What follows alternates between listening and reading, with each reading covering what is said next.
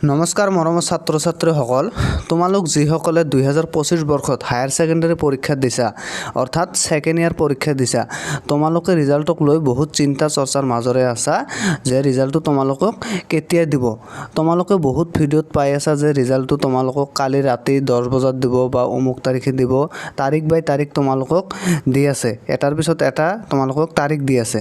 মই তোমালোকক এনেকুৱা ভুল তথ্য মই নিদিওঁ যে অমুক তাৰিখত দিব। মই আজি তোমালোকক এইটো ভিডিঅ'ৰ জৰিয়তে তোমালোকক কনফাৰ্ম ডেটটো কৈ দিম যে তোমালোকৰ ৰিজাল্টটো কেতিয়া দিব।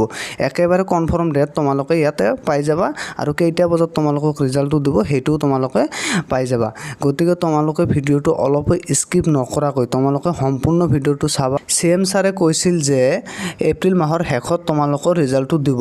তে এপ্ৰিল মাহৰ শেষত আমি আহি পালোঁ এতিয়া যে তোমালোকৰ 29 তাৰিখ নহ'লে 30 তাৰিখে, 29 এপ্ৰিল নহ'লে 30 এপ্ৰিলে তোমালোকৰ ৰিজাল্টটো দিব। তোমালোকৰ ৰিজাল্টটো বহুত দিন আগতীয়াকৈ তাৰিখটো নকয়, হঠাৎ কৰি তোমালোকৰ ৰিজাল্টটো দিব।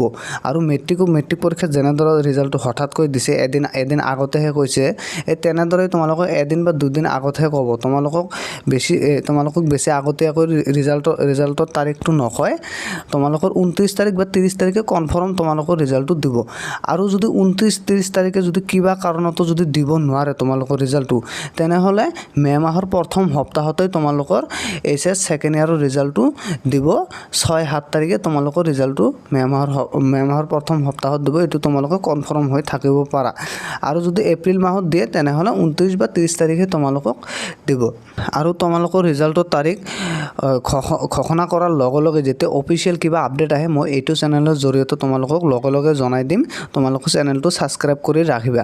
আৰু তোমালোকে যদি ৰিজাল্টটো চোৱাত কিবা অসুবিধা পোৱা তেনেহ'লে মোক কমেণ্ট কৰি জনাবা, মই তোমালোকক ৰিজাল্টটো চাই দিম। আজিৰ ভিডিঅ' ইমানেই আছিল, দেখা হ'ব পৰৱৰ্তী ভিডিঅ'ত।